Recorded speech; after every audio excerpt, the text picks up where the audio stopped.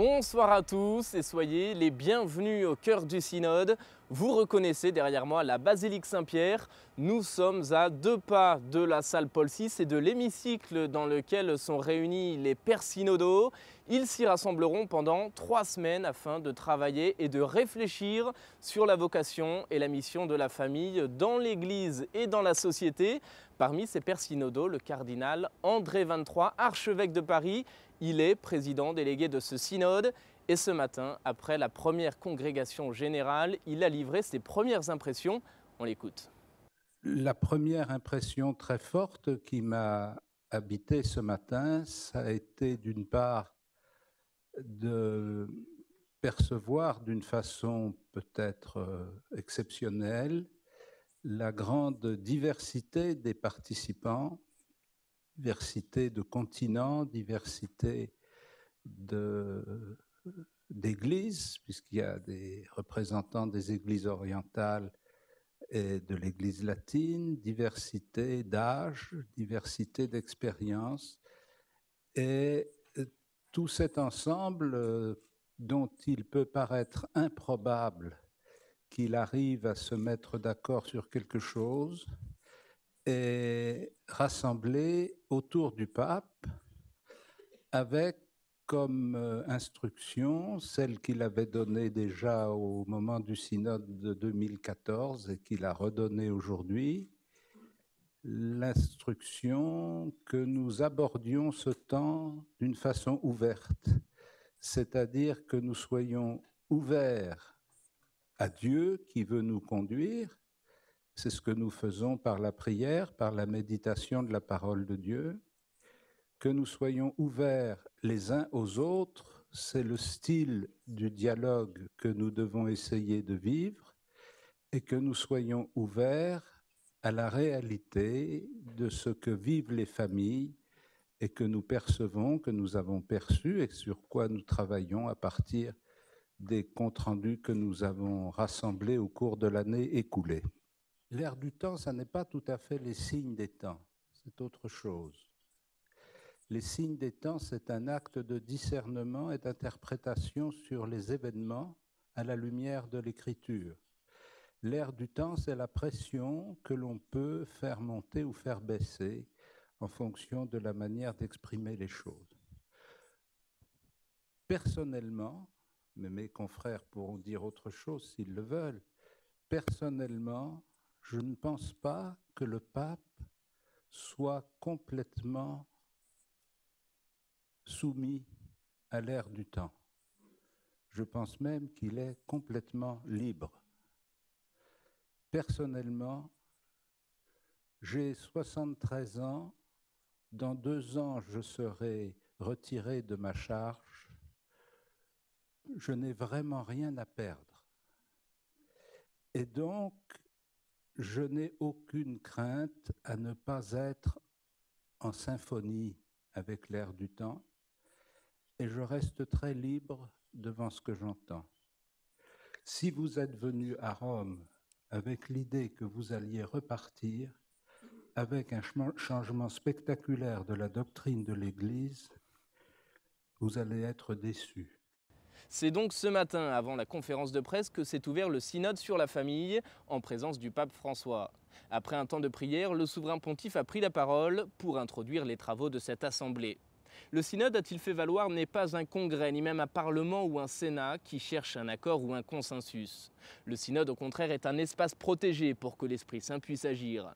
C'est l'Église qui chemine ensemble pour lire la réalité avec les yeux de la foi et avec le cœur de Dieu. Le synode, a insisté le pape, c'est aussi l'Église qui s'interroge sur la fidélité au dépôt de la foi, qui n'est pas un musée à visiter ou à sauvegarder. Dans le synode, a encore dit le pape, l'Esprit parle à travers la langue de toutes les personnes qui se laissent guider par Dieu. Dieu qui révèle aux petits ce qui est caché aux sages et aux savants. Dieu qui laisse les 99 brebis pour chercher la brebis perdue. Dieu qui est toujours plus grand que nos logiques et nos calculs. La seule méthode du synode à expliquer le souverain pontife à son assemblée, c'est de s'ouvrir à l'Esprit Saint avec un courage apostolique, une humilité évangélique et une prière confiante, afin que ce soit lui qui nous guide, qui nous éclaire et qui nous mette sous les yeux, non pas nos avis personnels, mais la foi en Dieu, la fidélité au magistère pour le bien de l'Église et le salut des âmes. Dans cette assemblée venue du monde entier, sa béatitude Ignace Youssif III Younan, le patriarche syriaque d'Antioche, s'interroge sur l'avenir des chrétiens au Moyen-Orient. Il confie sa préoccupation face à la situation des familles dans sa région. À vous dire la vérité, nous sommes dévastés, ébranlés par ce qui se passe chez nous, soit en Syrie, soit en Irak.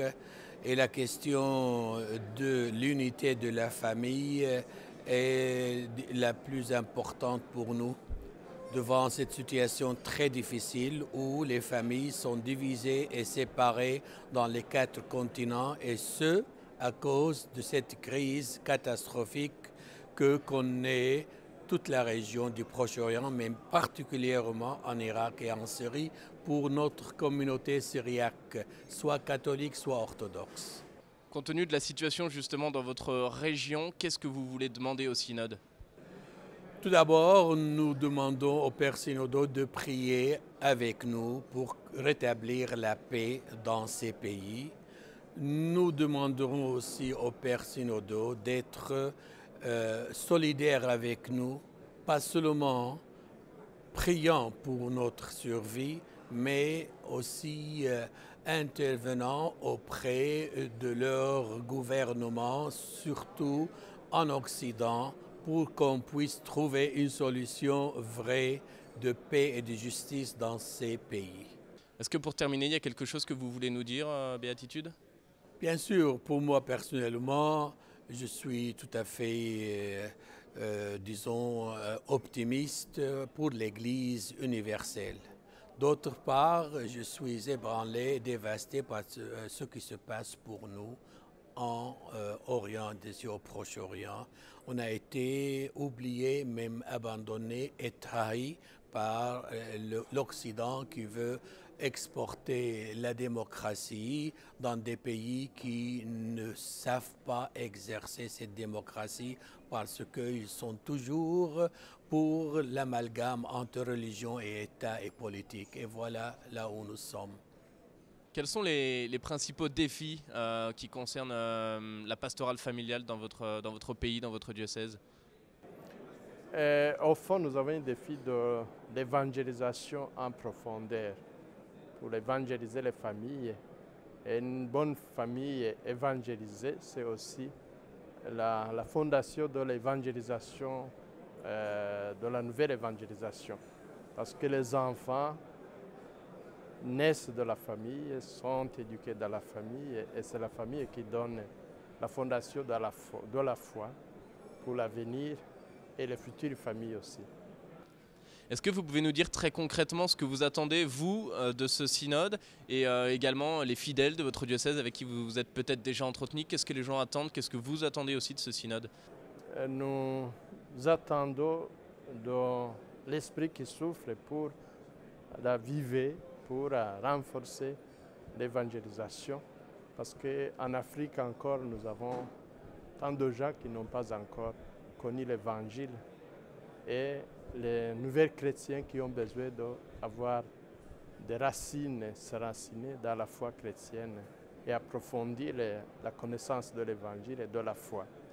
Et sur la base duquel la famille aussi sera des familles bonnes chrétiennes. Est-ce que, Monseigneur, vous pouvez nous parler personnellement avec votre cœur un petit peu de l'importance de la famille pour vous? Comment est-ce que vous l'avez vécu dans votre enfance, dans votre jeunesse? Qu'est-ce que ça vous a apporté, vous? Moi-même, ma foi et ma vocation, c'est fruit de la famille. Une famille chrétienne. Mon papa était première génération de la foi chrétienne. Donc, il est baptisé avant mon grand-père. Et c'est lui qui a préparé mon grand-père et ma grand-mère d'être baptisés.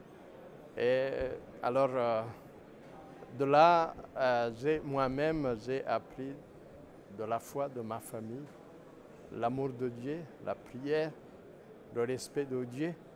Et c'est ce que je désire avoir dans chaque famille chrétienne, qui prépare bien l'enfant. Parce que chaque enfant aussi il a sa vocation.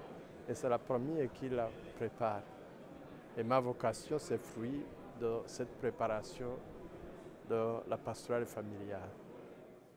Voilà, c'était la première journée de ce synode. Nous restons ensemble pour les 3 prochaines semaines. On se retrouve donc demain, même heure, même endroit. Très bonne soirée à tous.